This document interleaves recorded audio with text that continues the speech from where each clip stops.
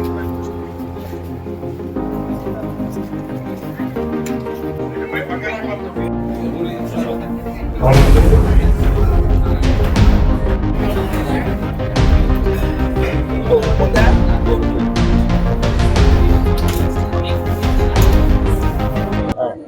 కూడా దేవుడి పేరు కూడా వైద్య వీర.